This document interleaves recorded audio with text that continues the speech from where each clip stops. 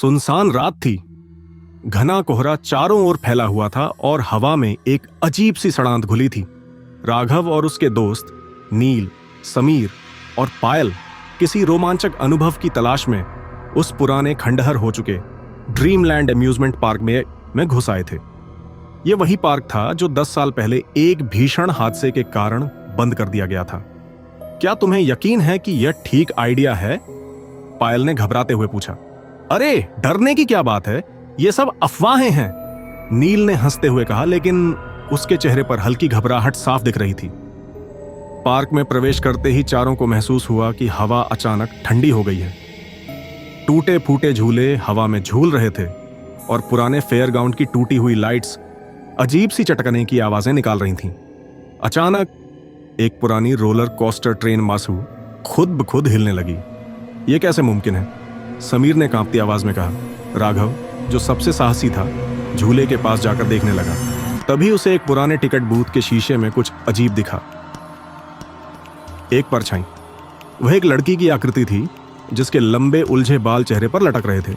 उसकी आंखें कोयले की तरह काली थीं और चेहरा भयानक रूप से पीला था। तुम सबने वो देखा? राघव पीछे मुड़ा, लेकिन उसके दोस्तों की आंखें डर से बड़ी हो चुकी थीं। यहां से निकलना होगा, पायल चिल्लाई। लेकिन तभी कैरासोला, घूमने वाला झूला, अचानक खुद ब खुद चालू हो गया।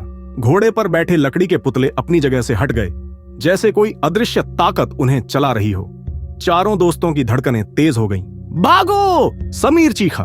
वे चारों दौड़ने लगे, लेकिन पार्क का गेट जिससे वे अंदर आए थे अब वहां था ही नहीं। चारों ने इधर उधर देखा, लेकिन पार्क का नक्शा ही बदल गया था।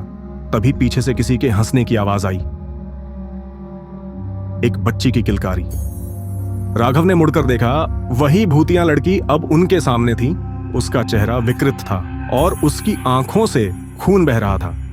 तुम सबने मेरा झूला क्यों छुआ? उसकी आवाज गूंज उठी। अचानक पूरा पार्क गूंजने लगा। टूटे झूले जोर जोर से हिलने लगे और हवा में कई परछाइयां घूमने लगीं। एक अदृश्य ताकत ने समीर को पकड़ लिया और वह हवा में उठ गया। बचाओ! समीर चीखा, लेकिन अगले ही पल वह हवा में घुल गया जैसे कभी था ही नहीं।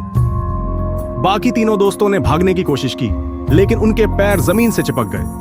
भूतिया लड़की ने धीरे धीरे अपना हाथ बढ़ाया और अगली सुबह जब पुलिस आई तो पार्क में कुछ भी नहीं मिला। कोई झूले नहीं, कोई गेट नहीं और नहीं राघव, नील, पायल या समीर का कोई निशान। सिर्फ एक पुरानी जली हुई टिकट की रसीद वहां पड़ी थी जिस पर खून से लिखा था, स्वागत है, यह सवारी अब कभी खत्म नहीं होगी। समाप्त। क्या तुम इस खौफनाक पार्क में जाना चाहोगे?